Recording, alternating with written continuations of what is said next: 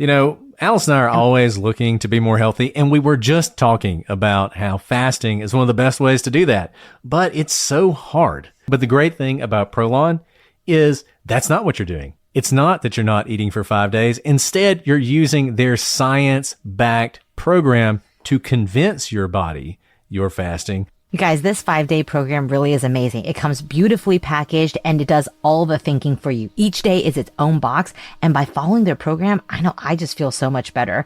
And I can't wait to experience Prolong Next Gen and continue to see results. For a limited time, you can be first in line to experience the new Next Gen at special savings. Prolong is offering the Prosecutors listeners 15% off site-wide plus a $40 bonus gift when you subscribe to their 5-day program. Just visit prolonlife.com/prosecutors. That's PROLONLIFE.com/prosecutors to claim your 15% discount and your bonus gift. prolonlife.com/prosecutors. Hi, it's Kellyanne Conway. And I'm Dave.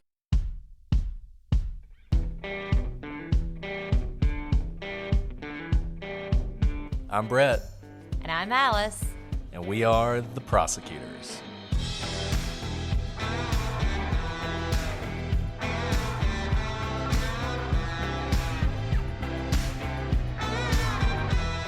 Today on The Prosecutors, Julia Cowley of The Consult joins us to tell us who D.B. Cooper really is.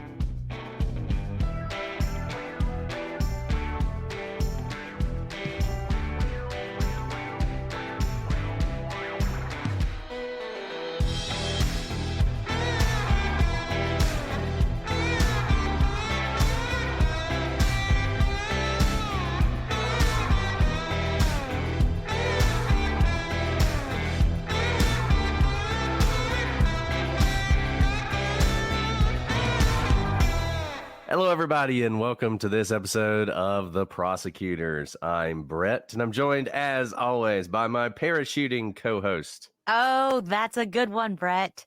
Parachuting into the conversation today, though, is someone way more exciting than either of us, and that is former FBI agent Julia Cowley. Y'all, we are so excited to have her back.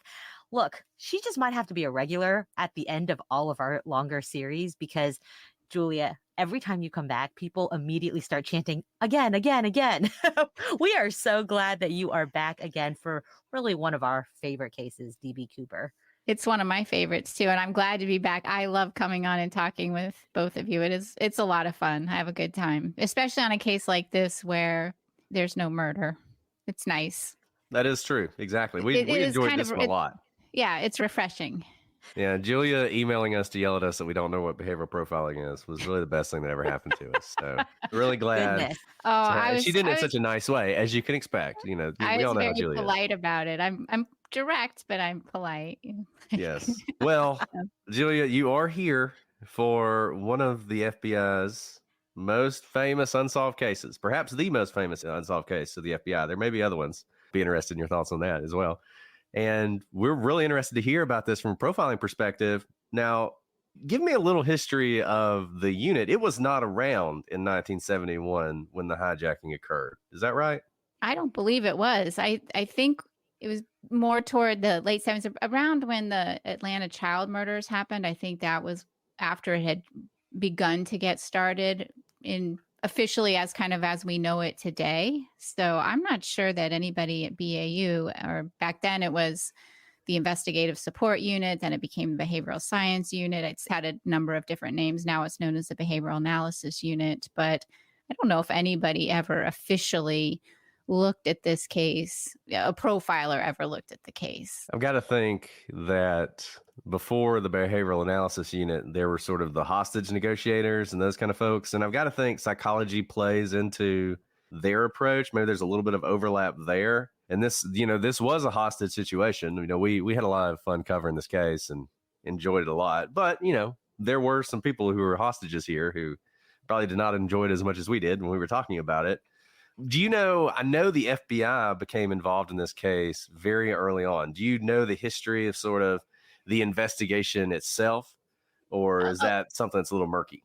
It's a little murky to me just because I wasn't there. But yeah, because it was a hijacking or skyjacking, as some people call it, the FBI was involved right away, early on. I think one of the first calls, and helped get the money and get to the airport. And when he disappeared, they were part of the search. So they were there from the very beginning. And it was known right away it was going to be FBI led and it would be our jurisdiction because it was a hijacking.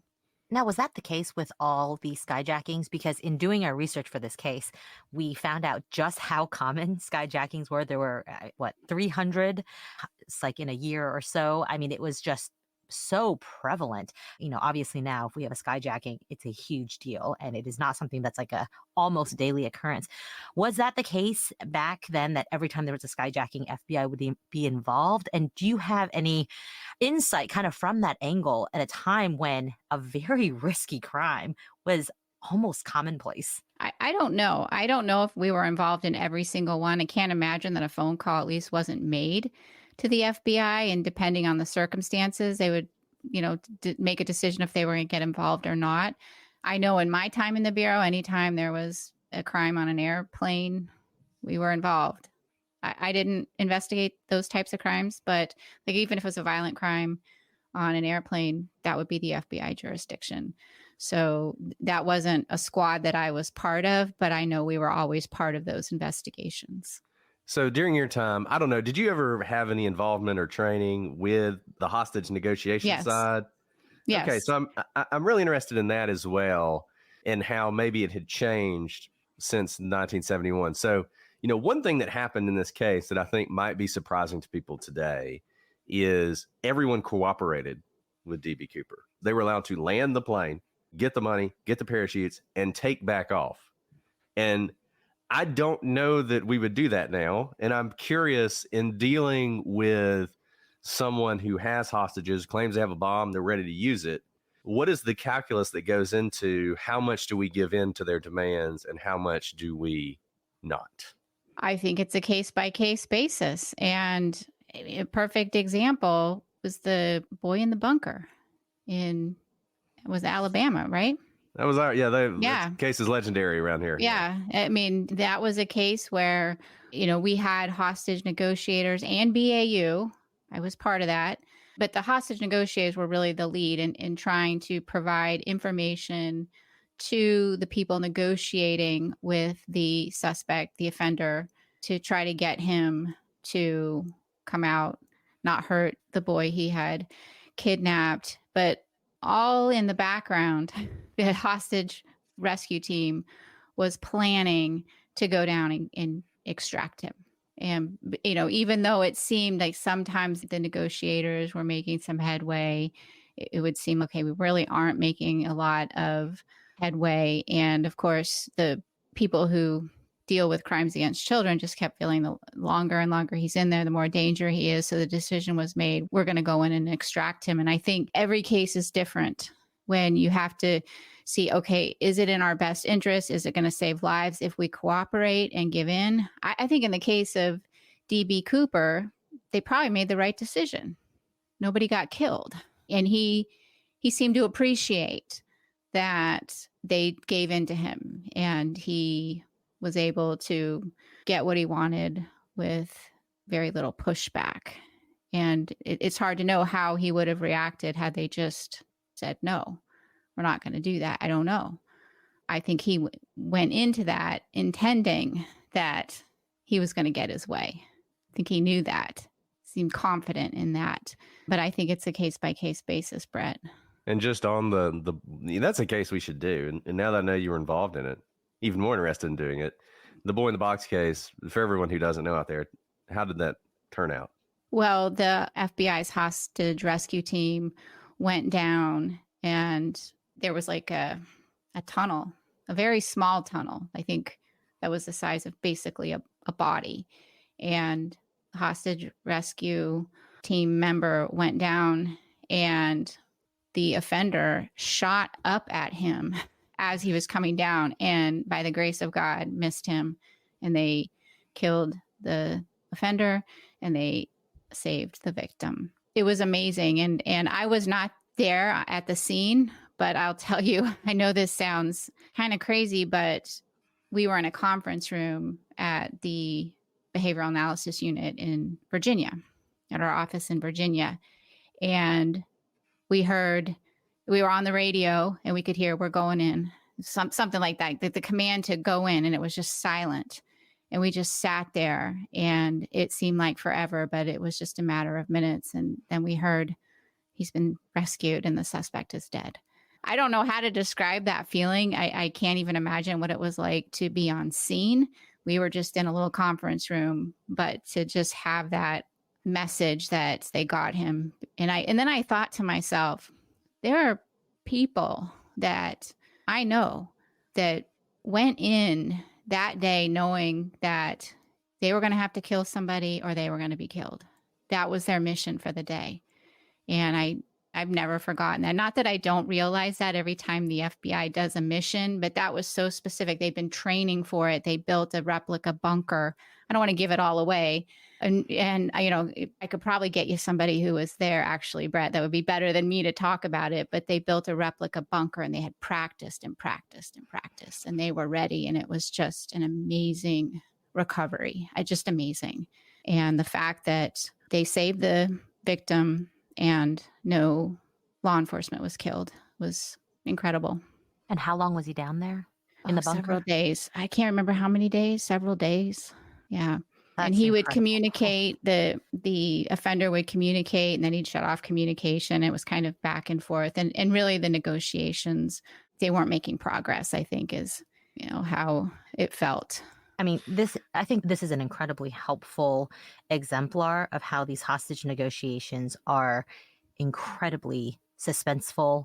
You know, you don't have the hindsight 2020 situation. You know, we went through the DB Cooper case, and we did it with a lot of glee because we have hindsight of 50 years. No one died from it. We know that. If anyone died from it, it was at his own hands from jumping out the plane, right? And so we get to talk about it with a lightness that doesn't exist in these hostage situations. But at the time when he passed the note to the stewardess that he had a bomb and that he wanted $200,000 in parachutes, thank you for telling that story, because it brings us back to the really seriousness of the situation, both on the plane and on the ground, which is it was no laughing matter whatsoever. An entire plane full of people could have been dead within a matter of minutes if the FBI or law enforcement hadn't handled it correctly. They didn't know if it was a real bomb or not. There are other ways to make a plane go down other than a bomb, unfortunately, as we've seen. So thank you for that story, just to bring us back to the reality of what DB Cooper was like at the time. And kind of with all of that in mind, I'm going to start with a slightly maybe easier question. A lot of people are like, why do you call this case DB Cooper? His name's Dan Cooper. No, actually, his name's not even Dan Cooper. So with that, when you are given a case where you know that the name is likely not the correct name, and you have the added kind of confusion where maybe media has interjected and now created a new name for him, right? DB Cooper they misheard him. A reporter misheard the name and reported it as DB Cooper. What does the FBI open the case under? Is it Dan Cooper? Is it, Dan Cooper parentheses misnomer? Is it DB Cooper? How do you even decide something like that? Because as we all know, a name is actually incredibly important. Right. So the FBI has this pretty specific naming system, and they start with a subject name. And in this case, it's unsub and then AKA Dan Cooper. I think that was how they titled, if I can recall, documentation. But then ultimately when the FBI has, and then they'll have a victim, and they'll have the location and the office of origin. So there's a specific way that every case is titled. But if you have a big case like this, particularly if there's going to be a lot of leads, it's national, it's huge, they'll give it some name. And in this case, they called it Norjack. I think. Norjack. So that, like when like any kind of big type of investigation that is ongoing, especially if it's going to be something that they're sending out leads to other divisions, they give it a case title that's kind of catchy, so it just has a fancy name, and it's usually just something a little clunky, Norjack. So yeah, I always get a kick out of that, even now, all the different funny titles they come up with for the various investigations. It's always something, to be like, Miami Arizona, Blues. yeah, tiger of the desert or something. Anyways, What they usually do is take like two different words and combine them into one. mhm. So, and then sometimes you're like, what is this case? What does that mean? Oh, that's the Seattle case. So those are done. They get if they're called major cases, they get a major case title. And this particular one had the major case title, but underneath that major case title, then you have unsub, aka Dan Cooper. And I think he was always called Dan Cooper by the FBI because he's not really DB Cooper. That was a mistake. FBI's boring. I know. But I mean, we all know. But eventually you give in. You're like, nobody knows if I say Dan Cooper, so you got to say DB Cooper. So on that, the name, as Alice said, to sort of like dig into your profiling brain, that is not his name. I would be shocked if one day we discover that Dan Cooper was Dan Cooper all along. Does the choice of the name, is there anything that you can get out of that? I mean, we know in this case, there has been some speculation that a Franco-Belgian comic book entitled The Adventures of Dan Cooper, which is about like a Canadian Royal Air Force Special Forces guy who jumps out of planes and stuff, that could be where the name came from. But beyond sort of that, is that something you would spend a lot of time trying to think about? Like, where would this name come from? Well, I mean, just with that name, I think that's just a very common name, Dan Cooper. Maybe he knew someone named Dan Cooper. Maybe he knew two different people and combined their names. I don't know. I think it is interesting. I've heard the comic book angle. So when you think about that, oh, that could be it too. But I really don't know. There could be it could just be completely random. He heard the name Dan Cooper and thought, that's what I'm going to go with. And it's a common name and it's nondescript. And so it's hard to say. But yeah, that's something I would spend a lot of time trying to think about, as some of these people who study DB Cooper have, and they discover these comic books and they're like, oh, that must be where he got this from.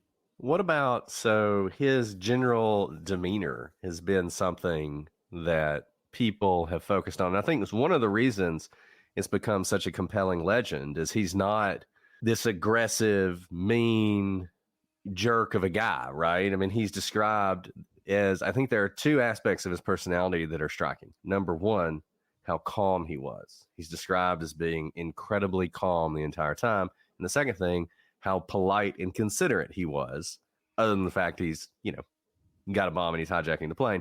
He's very polite and considerate to everyone. What do those two things tell you about the kind of person this is? Well, I think it goes in line with being mature and maybe having faced other stressful situations and he knows how to deal with them. That could be a possibility. It could just be a possibility that he doesn't really get worked up over anything. He's like a psychopath, or and his heart rate doesn't go up. He doesn't get too stressed. I mean, they did describe, I think, at certain points when things weren't quite going his way and it was taking longer than he thought it should to refuel the plane in Seattle. He was getting aggravated. But the one thing I did notice about him, he didn't have to be in complete control. Like, he was willing to negotiate. He negotiated a couple things with the pilots. Not a big deal, but he wasn't somebody, I think, that felt like his entire manhood meant he had to get his way with everything. So that tells you something about him. And I think that goes to a maturity that he had.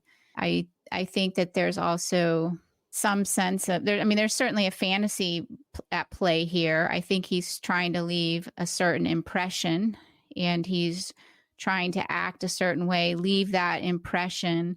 And when things are sort of starting not to go his way, it starts to slip a little bit. He gets frustrated. So probably somebody who likes to be in control and maintains control. That's probably a real part of his personality that people that know him would recognize. This isn't somebody who completely loses it. So this is kind of tied to this, his characteristics. And obviously we can all be either the best version of ourselves for a couple hours or who we want to portray, because this is going down in history. He knows that. And so every one of his movements is going to be recorded in either police reports or in podcasts 50 years later.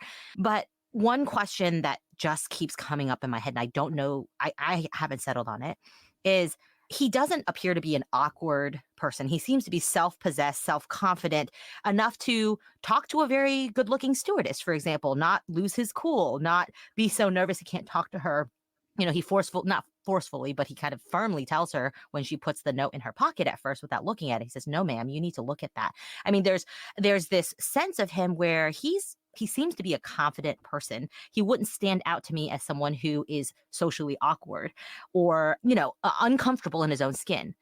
With that said, though, based on his behavior and what you know about him, is this a loner or is this someone who, lives a normal life, is integrated in society, maybe has family, maybe has friends, maybe has a job, and is just a shocker of this hijacker? And I ask that because we don't seem to have reports after the fact of anyone missing.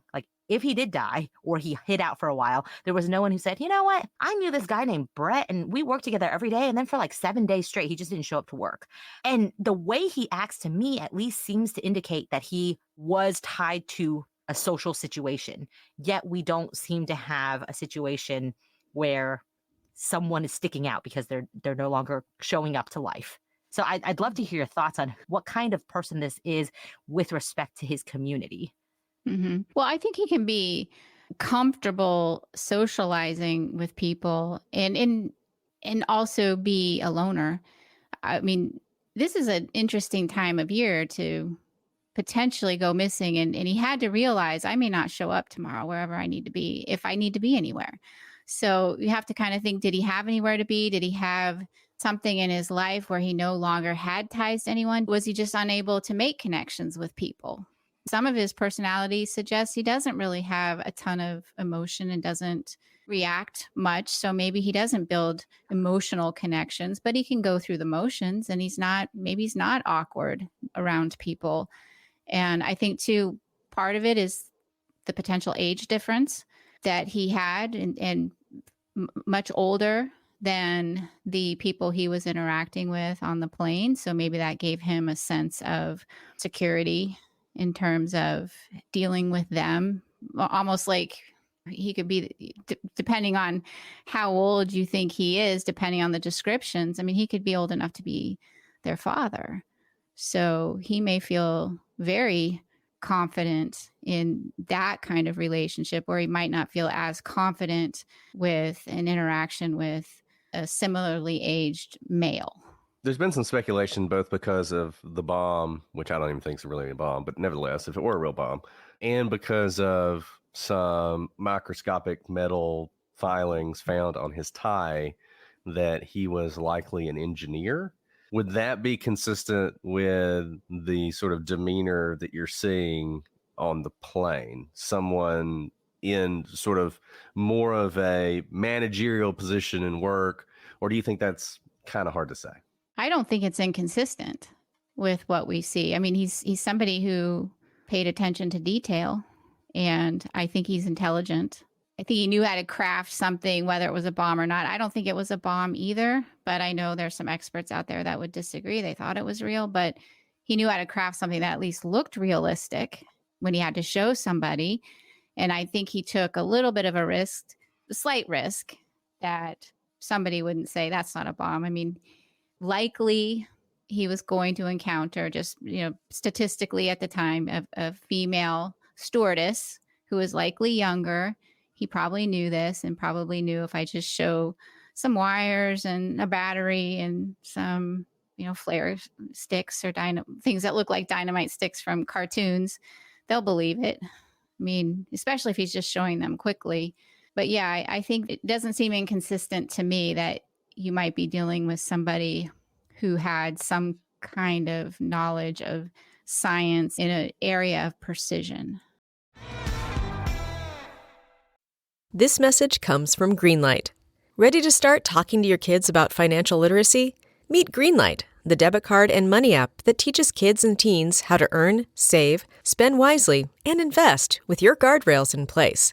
With Greenlight, you can send money to kids quickly, set up chores, automate allowance, and keep an eye on your kids' spending with real-time notifications. Join millions of parents and kids building healthy financial habits together on Greenlight. Get started risk-free at greenlight.com/Wondery. Ryan Reynolds here from Mint Mobile with a message for everyone paying big wireless way too much. Please, for the love of everything good in this world, stop. With Mint, you can get premium wireless for just $15 a month. Of course, if you enjoy overpaying, no judgments, but that's weird. Okay, one judgment. Anyway, give it a try at mintmobile.com/switch. Upfront payment of $45 for 3-month plan, equivalent to $15 per month required. Intro rate first 3 months only, then full price plan options available. Taxes and fees extra. See full terms at mintmobile.com. This is a mini meditation guided by Bombas. Repeat after me. I'm comfy. I'm cozy. I have 0 blisters on my toes. And that's because I wear Bombas, the softest socks, underwear, and t-shirts that give back. One purchased equals one donated. Now go to bombas.com/Wondery and use code WONDERY for 20% off your first purchase. That's BOMBAS.com/Wondery and use code WONDERY at checkout.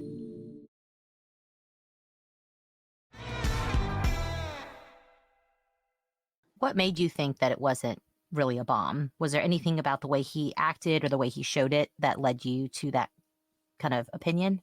I don't think he intended to kill anybody ever. And that's pretty risky. I just think that that was just for show.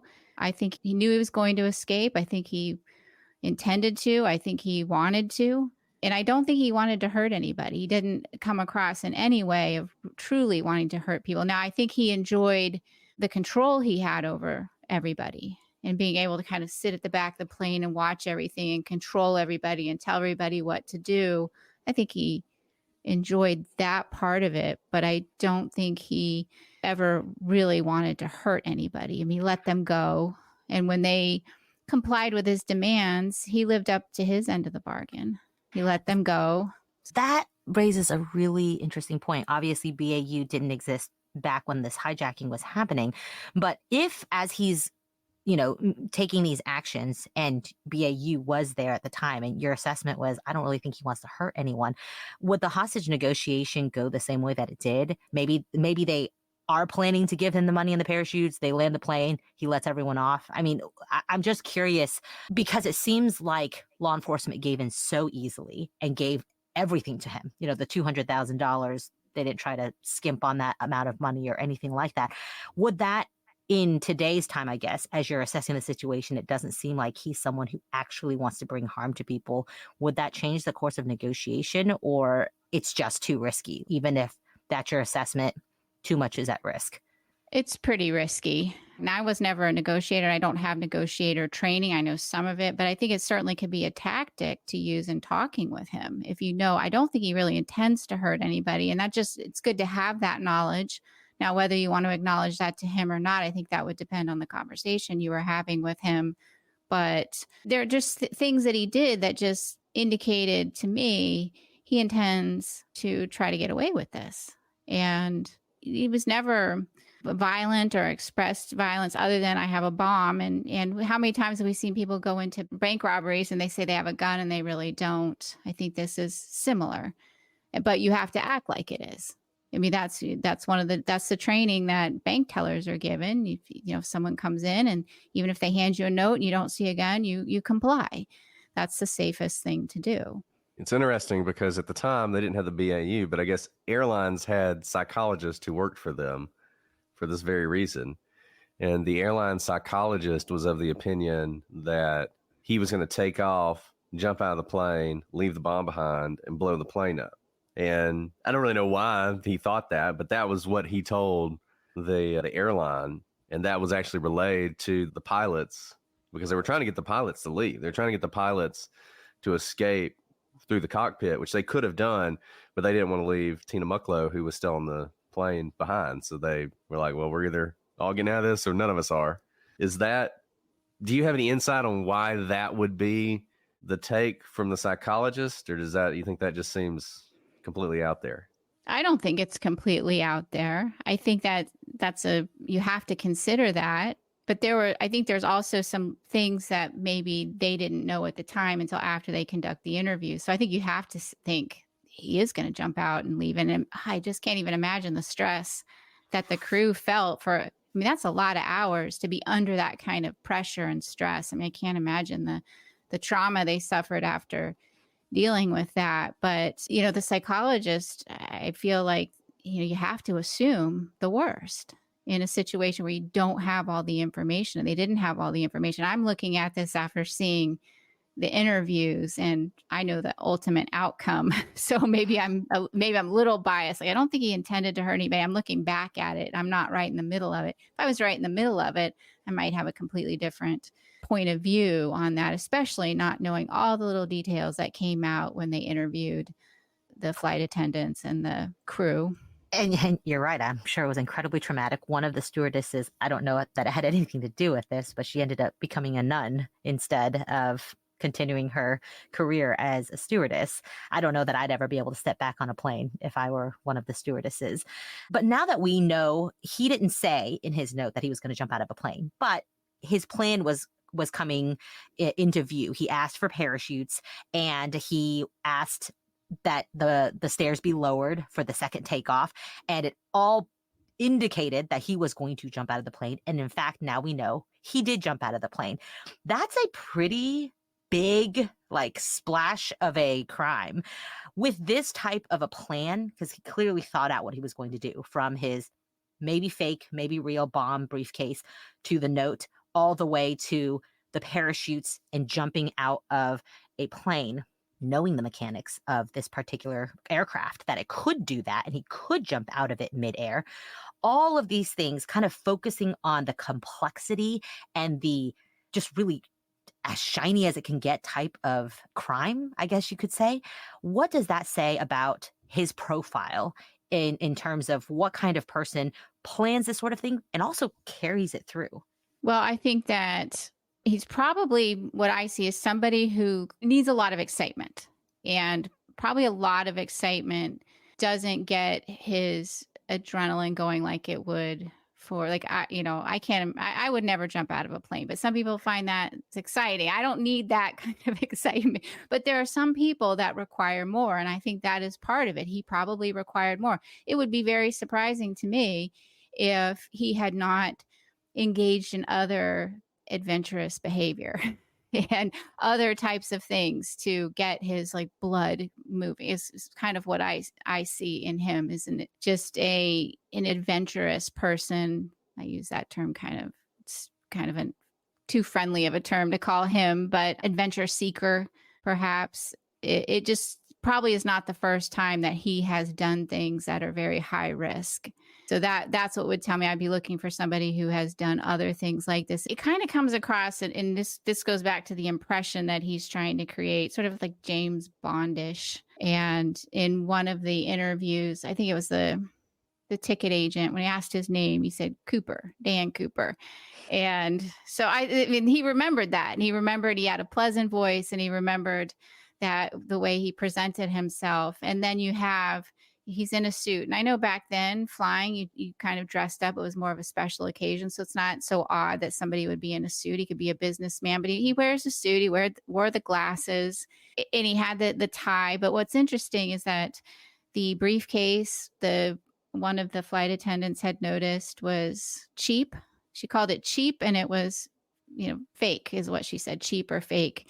And then you had the clip-on tie from JCPenney. So kind of makes me think, is he really as sophisticated, or is he just trying to create this impression? And I'm not saying, I want to distinguish between somebody who is sophisticated all the time versus intelligent. So I think he's intelligent. I think he knew how to play a sophisticated part, but I definitely think he was trying to leave that impression. And then, passing the $20 bills and sort of, I don't have change for the drink. And so I think that that played into a fantasy, and this was the ultimate fantasy for him to try to pull this off. And I think it was just as much about that as financial. I think he was in it for the money too.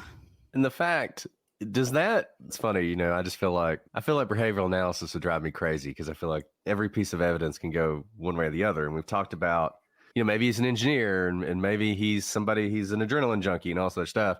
But is it also possible that he could be the opposite in real life, that he's not someone who's in control in real life, and nothing exciting ever really happens to him. And like you said, this was all part of a fantasy to be in control and to do this daring thing that he never gets to do in real life.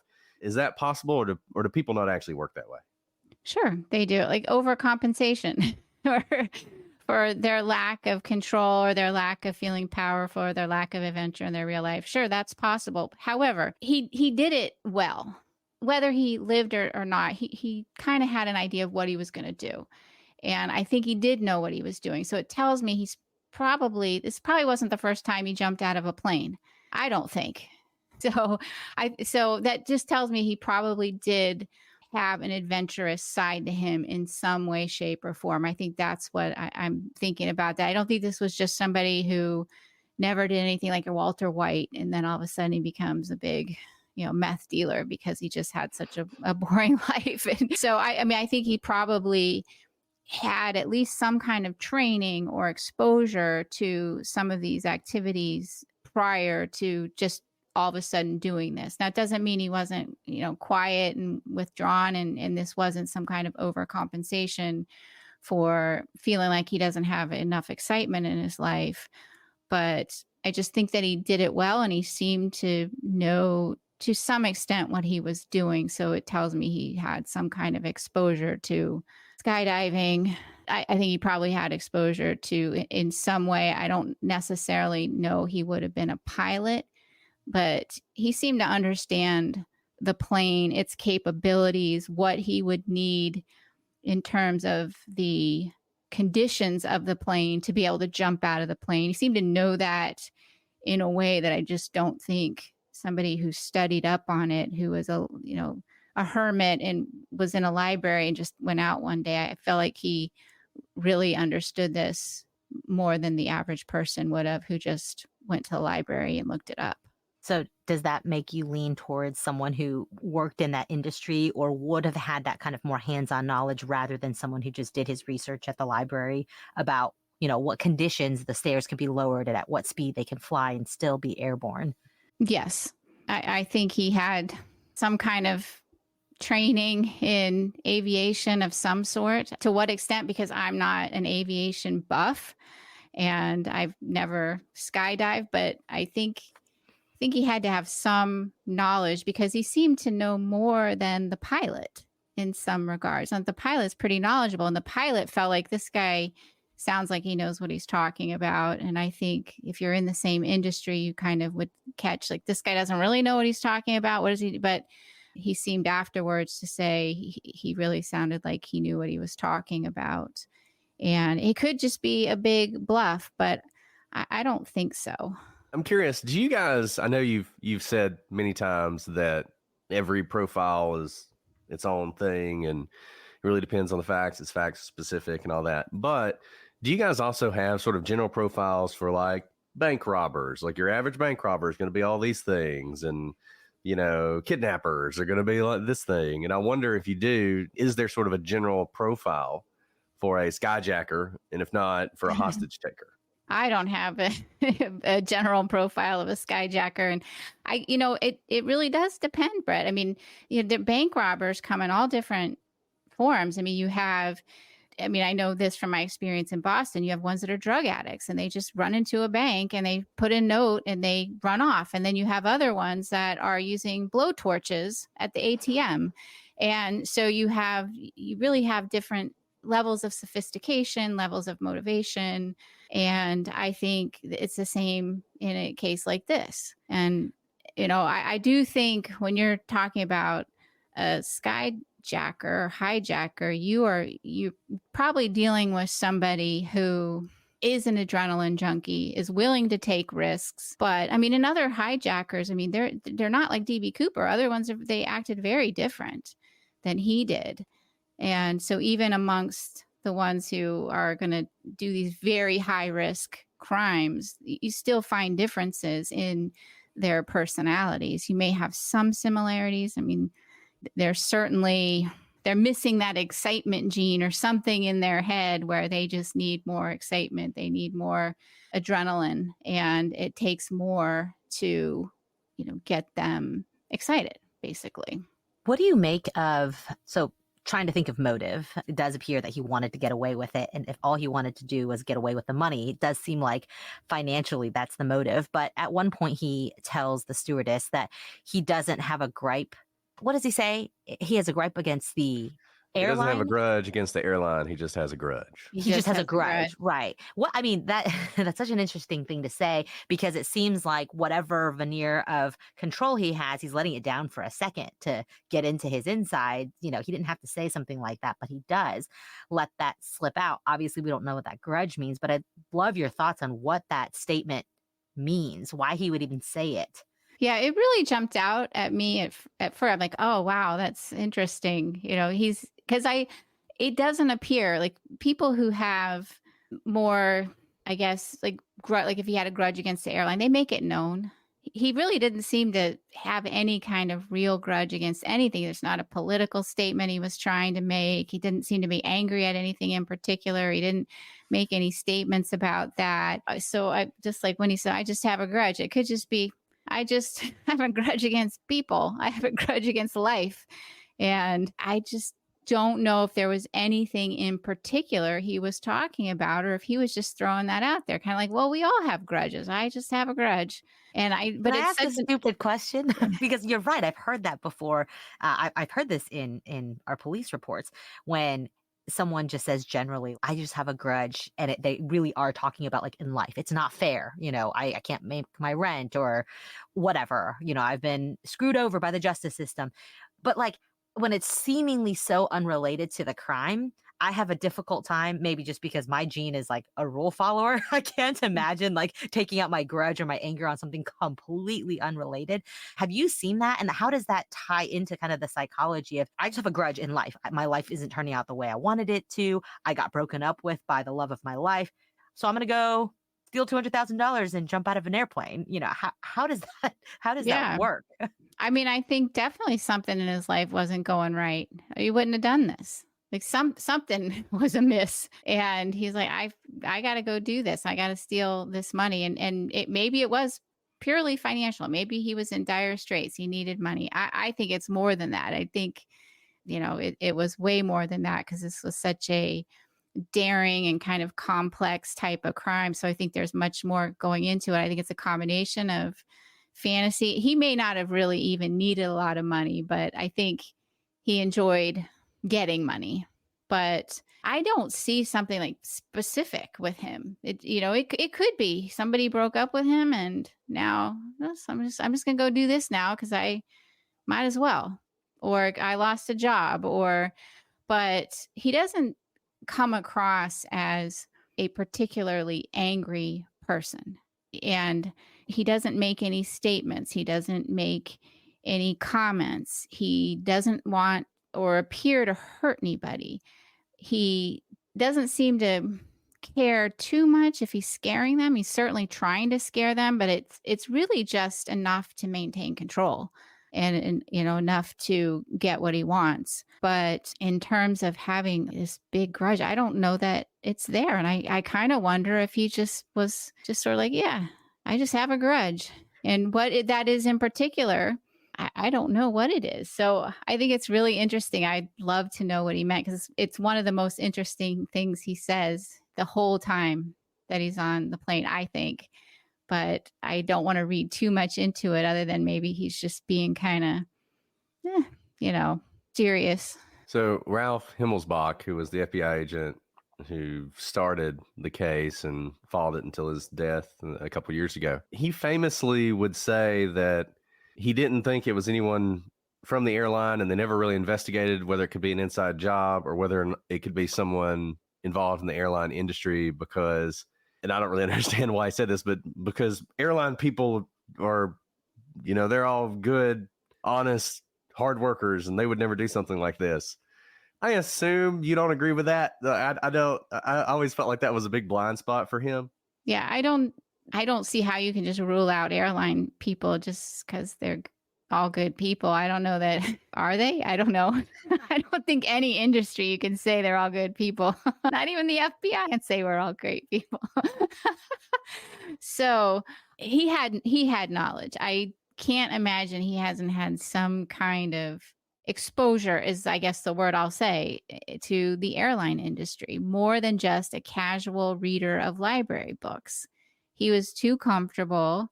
He knew what he was talking about. He corrected the pilot on something the pilot didn't even realize. And the one thing I will say that I thought was interesting is, and this could just because he didn't care because he was not planning to ever go to Mexico, but he didn't seem to realize that they were going to have to stop. He said, we're not going to stop again in the US. We're going to go all the way to Mexico.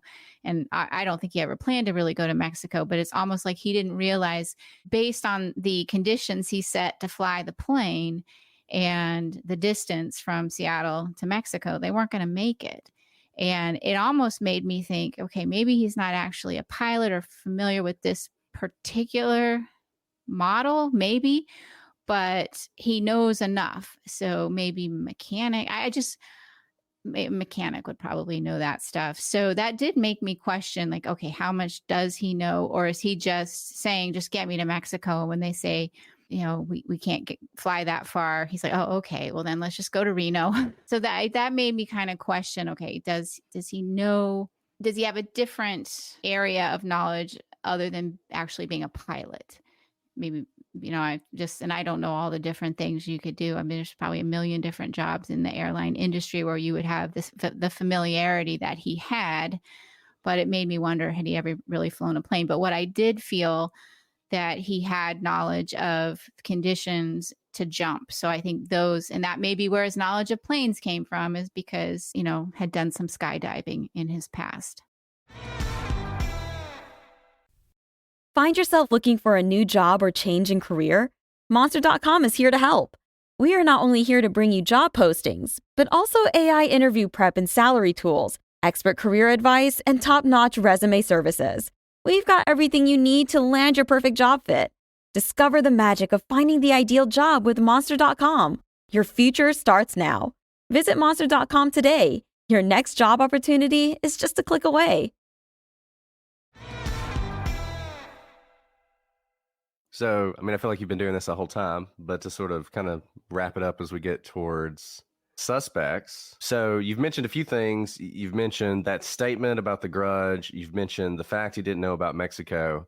I guess a two-part question. Number one, are there other things that stood out to you that would have been a jumping off point for your investigation? And the second thing, in general, if you were creating a profile of this person, what profile would you create and what would be the main things that you would build that profile on? Oh, that's a loaded question, all of that. So, the first thing, I just kind of just start with just my impressions of him. And I think he's educated. I think, he's had schooling. He's mature. So, anytime, obviously the witnesses put him at an older age. And so if you're coming up with suspects that fit everything, but he's older, I would tend to agree that the suspect or the witness statements are right. He's probably a little bit older based on the terminology and the language and the interactions that he had with people. I do think he's probably a little bit older, mature, and he was described that way. But, you always have to be a little bit cautious with eyewitness statements or eyewitness accounts, but definitely older, mature. And the one thing I think too is that this sort of, he's trying to come across as maybe a little better off than he is, I think. And it doesn't mean that he hasn't had education or something, but I just don't know, like, in his real life, if he is as sophisticated he was trying to be. There's definitely, as I mentioned already, the briefcase and the tie. He's trying to look a certain way, but they really weren't expensive items. So you have to kind of wonder, is he just get dressed up for this moment to create this perception? And so I have to wonder if that's how he is in his real life. Is he trying to create a perception of somebody that he really isn't? And why was it important for him to portray himself that way? I think he definitely wanted to be memorable. And he did little things to try to do that, like paying for a drink. He didn't have to order a drink, but he paid for a drink with a $20 bill. That's memorable back then. It would be like paying for a drink now with, $100 bill. I'd say, I don't have anything less. So, I mean, that stands out. Like, they're going to remember that he did those things to try to be memorable. The other thing that I thought was notable is I think he's evidence conscious as well, which puts him in more sophisticated, because he asked for the notes back, the original note and the note that he had the flight attendant write out with instructions for the pilot. And she wrote that on the envelope that the original note came in. He asked for that back. And when she tried to discard one of the matchbooks, he asked for that back. So I was wondering if perhaps the note is similar to, what a bank robber would do. And so I would consider at the time maybe looking at people who had passed notes or ever been convicted of note jobs of some sort, particularly where their fingerprints, because he seemed evidence conscious about that. Like, that's why I was thinking that maybe that's why he's asking for those items back. And of course, he left his tie and cigarette butts, but at the time, who would have thought you're going to get DNA off those? I mean, that wasn't even, nobody thought of that back then, but definitely people thought of fingerprints. And so I would wonder if he had a criminal history where there was some other type of crime where he passed a note, or maybe he just is mature and smart enough to know they can get fingerprints off these items. So, of course, you're able to take kind of what limited information we have and build this amazing profile about who this man is. Obviously, every case is case by case, and this is, more than 50 years later. But why do you think this particular case has never been solved? Why? I mean, I think they investigated 800 suspects, and they're not closer, really, at least from the public records, to any particular person, even though documentaries and podcasts will have their favorite suspects. But it seems like we have a lot to go by. He was with people who were let go, who survived, who were able to talk about the person they spent hours with. Yet we know almost nothing about him, and he's not only never found, but never identified. And, there's been no arrest in this case. Why is that? And would it be different today? I think it would definitely be different today, just because of the amount of security we have and the amount of cameras we have and all of that. But I think that he thought about this for quite a while. And when I think at some point he told one of the flight attendants that, that he picked the airline because it suited his time and place and location, something along those lines. That's not verbatim, but so I think he thought about this. I think it was well planned out. And I think that's part of the reason why it went so well.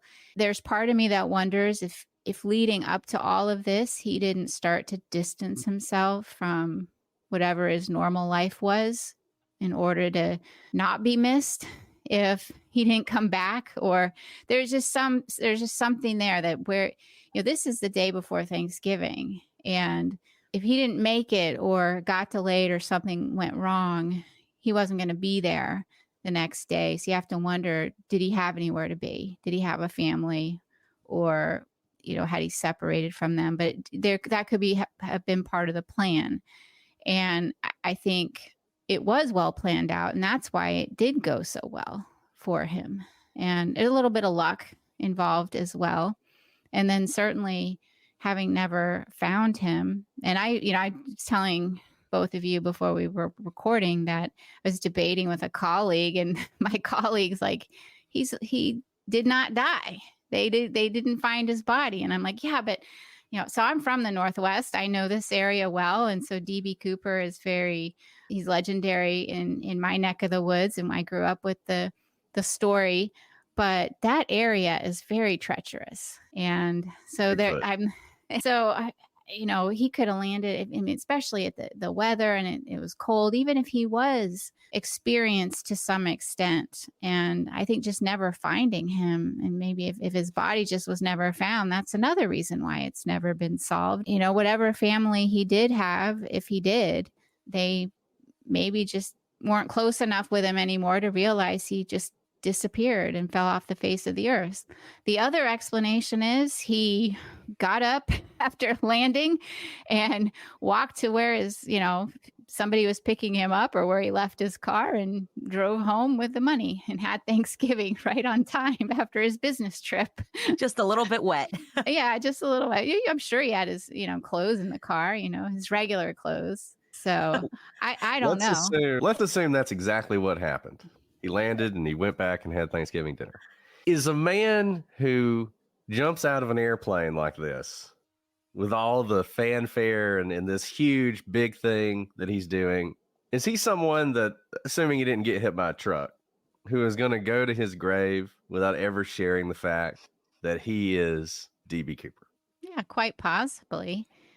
There's a kind of a subset of psychopath. I wouldn't necessarily call him a psychopath. I don't really know. I can't diagnose people, but people that love to fool other people. They like to have secrets. It's important for them to keep their secrets. Israel Keys, perfect example.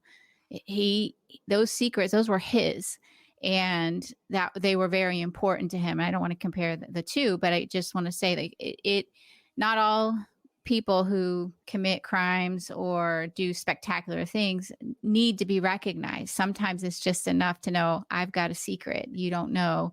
And we see that all the time with criminals, especially like violent criminals, that, they like to keep secrets. Cooper's delight, I think is what it's called. So yeah, somebody could just keep this secret knowing I committed this. I'm DB Cooper, and nobody's the wiser from it. Probably gets quite a bit of joy knowing that. What about the flip side? We know now that many people have confessed on their deathbeds to loved ones that they are in fact DB Cooper, and clearly they are not. It's, demonstrably false. This is not about DB Cooper's profile, but all these other people, and this is applicable to a lot of other cases where we have false confessions. What leads someone to claim, obviously DB Cooper is a famous one, but to falsely confess, use their one opportunity on their deathbed. There's not like another deathbed, that you're going to get to their loved ones to tell them something false. And, just what do you make of that? Because I do think a lot of people think, well, I don't know, they confess, so must have some ounce of truth to it. I know. I don't know why people do it. People confess to things like that all the time. I can't tell you how many calls we get to the FBI with false confessions, or it's hilarious. People think that this doesn't happen, but they do it all the time. And I think sometimes it's maybe the result of, mental issues, and other times it's just, I just like to tell lies. I'm just going to do this, on my deathbed and admit to this. And I think it's pretty funny. You're going out with a bang. Yeah, like really is a bang. I'm going to leave it, this is going to be my legend here. So, yeah. But I would love him to confess. That would be great if he's still alive. I tend to, the FBI's official story is he's dead. I tend to lean toward he probably died that night. And, but people smarter than me think he made it out alive, and that some of the experts say it can happen. Other experts say no. So, well, assuming he didn't die that night, I feel like somebody didn't get the memo. We're big DB Cooper made it fans here, Julia. You're harshing our buzz or whatever.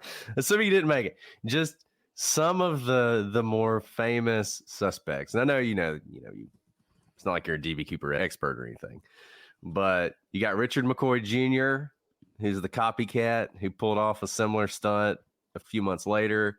Sheridan Peterson, who is a skydiver. Robert Rackstraw, criminal extraordinaire. I think they proved that one. Somebody proved that wrong, right? I don't know all the stuff. I know McCoy, and there's something I read about him, and I'm like, this is not the same guy. Either that or he changed his personality totally. And right. And again, a caveat: behavioral science is not a hard science, but like comparing the two personality, I just didn't think McCoy really would fit what I would think. He's also too young. He was in his 20s. Yeah. See, I do think that the eyewitnesses were correct on the age, and by his presentation, he comes across as being older, more mature to me. So I think that he probably was older. Yeah, Barb Dayton. I don't think that one. I think no, not Barb Dayton. What about Kenny Christensen? Do you know about Kenny? Is he the pilot? Was he a pilot or? He worked for Northwest Orient Airlines. Was he bald? He was. Okay, I don't think it's him. Just because he was bald? I don't think the description is right. Okay, I already. Okay, let me ask a slightly different way. I though. don't know. Okay. We talked about there's obviously fan favorites, movies, books written about specific suspects, 800 plus suspects that are probably in the FBI file. Do you think DB Cooper's any one of those 800? Probably not. I don't know. Back to square one. Yeah. Such a knock on the FBI's investigative abilities that all 800 people we looked at, none of them are DB Cooper. Well, some cases they're right there. They're right in the file at the very beginning. And there's others like Joe D'Angelo, who was never on the radar, and they had like 7,000, 8,000 suspects they checked out. I mean, it was incredible. And you would have thought, at least in all of those, he would have showed up, and he didn't. So I never know. But I tend to believe probably not one of them. But can I dig a little bit deeper? Why? Yeah, I don't know enough about all the suspects. So I tend to agree with you just because there's been so much attention on this case. This was not a lack of resources or interest type of case. And so I feel like if there's a file on them, I mean, they've been looked at, and there are so many, even the popular suspects that get all the airtime. There are clearly very big problems, and why no arrest was made in that case. They had an alibi, or things have popped up in their cases that just don't support them as being DB Cooper. And those are the ones that are fan favorites, And so I tend to agree with you that I don't know. I think this guy is he's like a master of disguise. He might just be walking among us as a 95-year-old counting his $20 bills. One thing that's interesting to me, and Julia, you may know some examples of this. Number one, I will just note that in the early FBI files, they said that they thought he was actually bald. I'm just putting that out there. For the bald doesn't necessarily exclude him. But it's interesting. We went through a whole bunch of suspects. I'm no expert on DB Cooper, so maybe there are suspects. I don't know of any suspects that were ever identified who disappeared right around then. I was always surprised there wasn't more. In fact, when we went up and talked to Lidditz Elementary, one of the things we said to them, if you want to solve this case, don't worry about all the famous suspects. Try and find people who vanished right around Thanksgiving at that time and matched the description. I don't know of any suspects who fit that profile. Are you aware of any? Because that would seem to be an obvious thing, since I don't think he died that night, but there's a strong possibility he did. It may even be more likely than not that he did. And so that would seem to be an obvious place to look, but I don't know of any. Yeah, missing person files. Look at those. Go back to that time frame and look at, okay, who disappeared, and was there a report done on them, and do they fit the description, or were they out of town? I mean, whatever. I think that would be another avenue of investigation. But I don't know I just know who some of the main suspects that have been investigated, like the ones we've just mentioned, but I don't know enough about them to really say, oh, that's a really good suspect, just based on the way that this person committed the crime and what I think are his true personality characteristics. So fast forwarding to, I think, 2016 or so, the FBI officially makes an announcement that they're no longer actively investigating the case. Can you speak a little bit about the decision to close a case or to no longer consider an active investigation? Make a statement, like a public statement about it, because you and I both know that hundreds of cases are closed all the time, and there's certainly nothing public about it. So can you talk a little bit about what that meant for this case, why publicize it, and are we ever going to be able to solve this?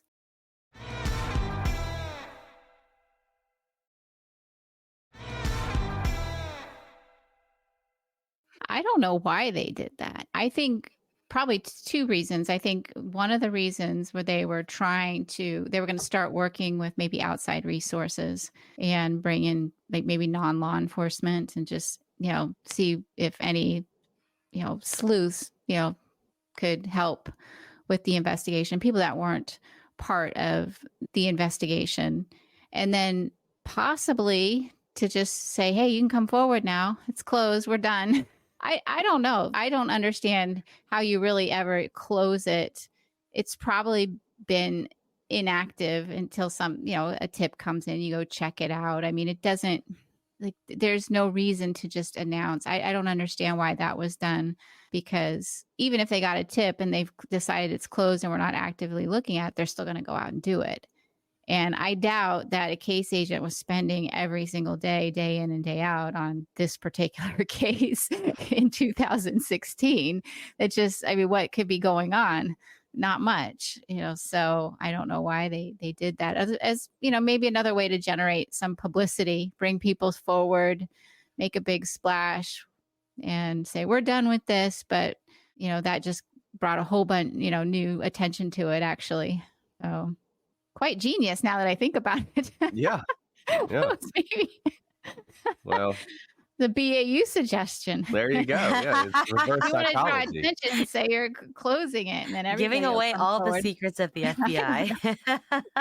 Well, cold water consulter Julia with a scoop. D.B. Yeah. Cooper died that night. Oh, I don't know. Yeah, I don't know. I Well, really you don't. wouldn't be the only cold water theorist here, because that's what I think happened. Yeah, I think that's why he I wasn't don't. found. He wasn't some I think he was smart. I think he thought this through, but I think a person who survived that, something would have come out, whether someone saw something, heard something, he said something. But I think the fact that it's such a mystery is actually pointing to the fact that he never made it out of the forest, river, wherever he landed. Yeah. Whatever. If 90-something Probably. D.B. Cooper is listening to this episode, write in prosecutorspod@gmail.com and tell Direct us. it to why Brett. this is wrong. Direct it to Brett. I Well, want him Julia- to write to me. Yeah, there you go. There you go. There you go. Just Be send a me a guest letter. on the consult. Yeah. Let me That would just be tell me. fun. Just send me a letter. Am I right or wrong about you? Did I get you all wrong, DB? Please, Dan. Dan, yeah. Write it with a Send- felt tip pen. Send me a letter and tell me if my profile is right or wrong. That's all you have to do. Just a checkbox. Yes, no. Yeah. Yeah. Like yes or no. Yeah. Don't lick the envelope either.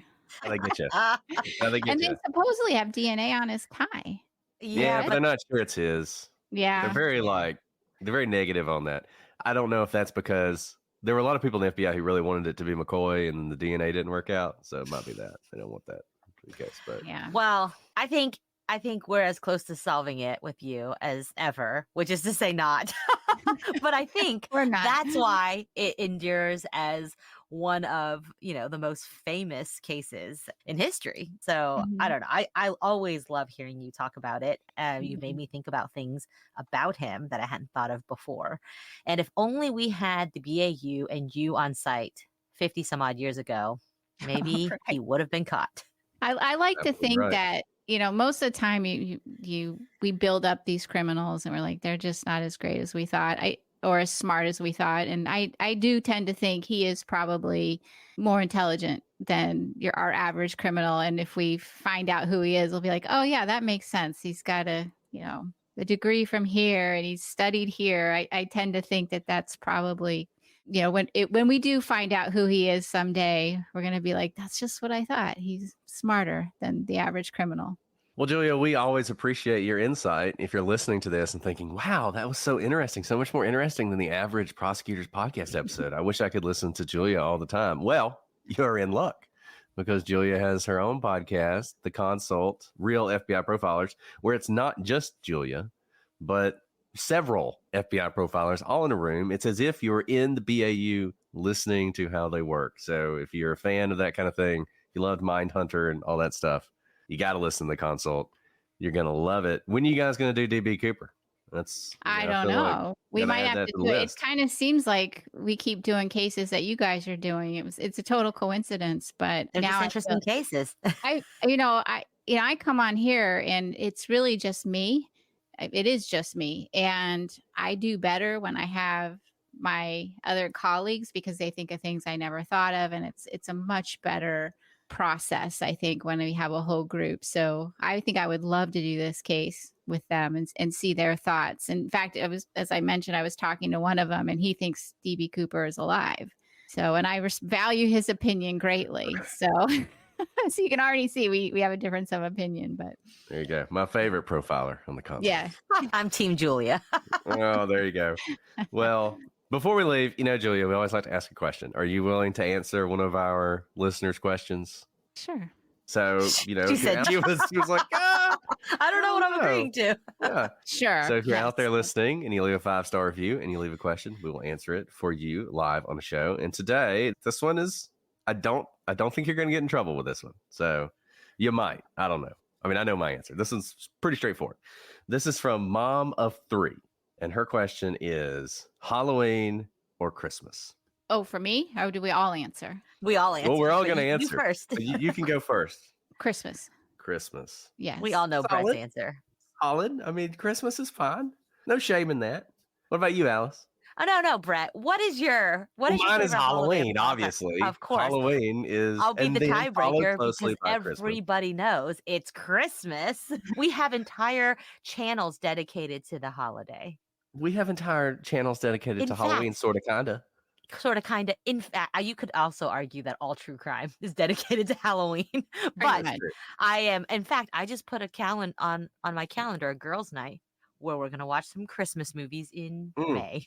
See, I think the problem is, and I don't understand, if you're out there listening to this, Hallmark, you can do this. I won't even demand any money from it. You need to have Halloween movies just like you have Christmas movies. If there's no reason not to have Halloween romantic comedies where people go to the quaint little New England town that's obsessed with Halloween and maybe solve a murder or something. You got to throw something in there. Like that. I mean, Like I just think that Salem. would be fantastic. There you go, like Salem. I just no. I think if anything, so Julia, you may not know this, but when we do October episodes, which are Halloween, really they're true crime cases. They're like axe murders, 20% of our listeners are like, see ya.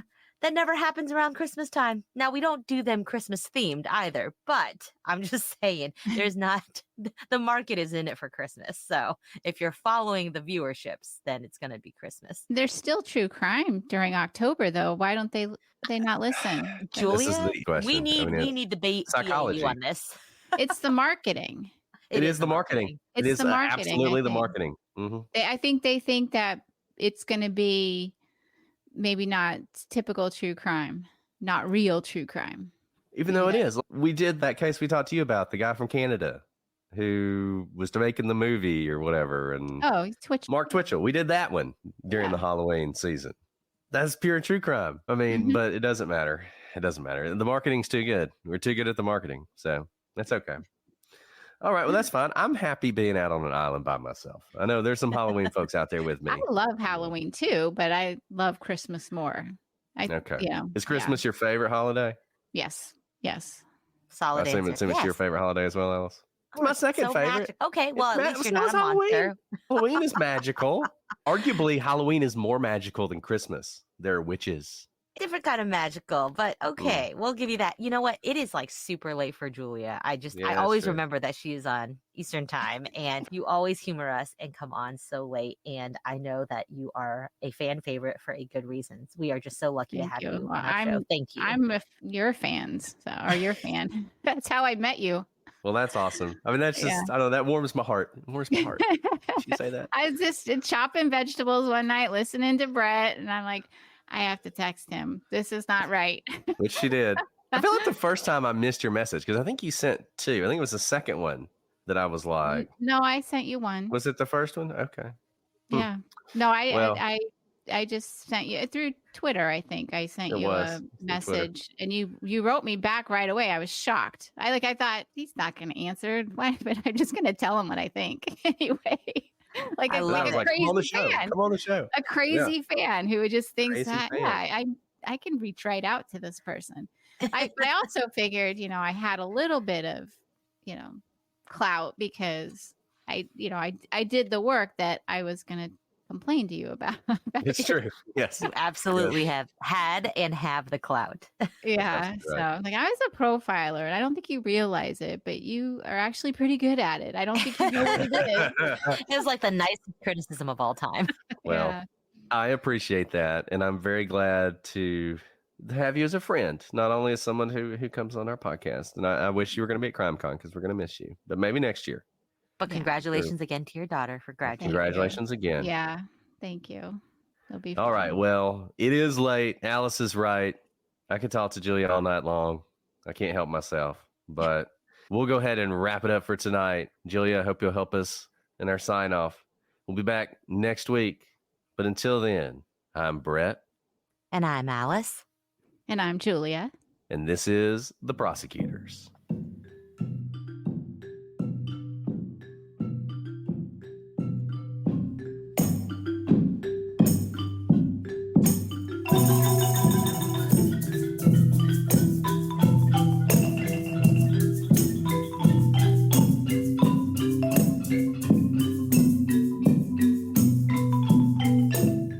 You're not delayed for me. I can hear you. Am I delayed? Okay. I think it's better that you don't actually have like huge ideas about those, because that's the whole behavioral analysis, right? When you get tunnel vision that it has to be, D. Brett Cooper, then D. Brett Cooper. D. Brett Cooper. See, I've been sick, so I feel like I can't smoke my cigarette tonight. Julie, I'm gonna let you do all the talking because I'm like, man. Oh no. You sound worse than yesterday, Brett. Sorry. That's okay. That's okay. I'll survive. Okay. Oh wait, no. This is you have to do a descriptor. Yeah. Oh, I do. Oh man. You can do it. Sorry, Sophie. Let's see. Oh, I guess I can use another one from the kids. Yeah, that's right. Okay, let's see.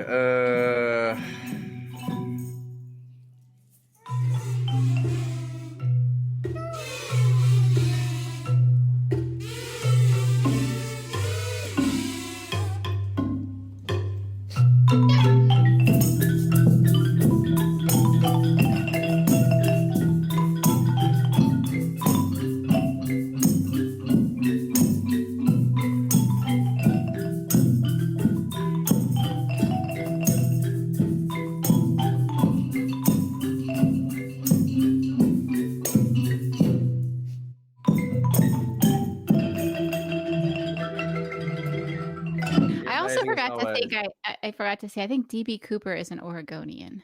What makes you say that? You're gonna leave that as that's a great clip. Just why? That. Why? Well, I guess he could really be from other places too, but just the way he's described kind of being nice and stuff, I'm like, he's an Oregonian. Washington aren't nice. No, or California. Really? I just feel like it just seemed like an Oregonian. And I remember I had a coworker, she was from New Jersey, and she took a vacation to Oregon, and she was like on my squad, and she came back and she said, "Oh my God, the people in Oregon are so annoying. They're so nice." And she said, like, when they talk to you, they sound like they're singing. And I said, that's what being nice is like. That's what it sounds like when people are nice. So every time I'd see her, I'd be like, "Hello, April," every time, just to annoy her. But yeah, so when I was kind of reading through how he was talking, I'm like, he's got to be an Oregonian. He's too nice. Interesting. Yeah, because you can be like the Canadian, theory with the comic book, right? Yeah. Well, I think people say, well, he's nice, so he's a Canadian. He's nice, so he's Oregonian. He's nice, so he must be a Midwesterner. He could also, but he didn't have an accent, so he's not a Southerner. So he's definitely not a Northeasterner. Let's put it that way. Well, that's like the best little mic drop right there. Guys, Sorry. I know exactly who he is. Did I forget to mention that? I don't really think that. I just kind of thought if he had to be somewhere from the West Coast, he probably is Oregon. He left from Portland. He jumped out near Portland. He's interesting. So he really did make it to Thanksgiving on time. Maybe. There you go. Yeah. There you go. I think we solved it. I knew you would solve this.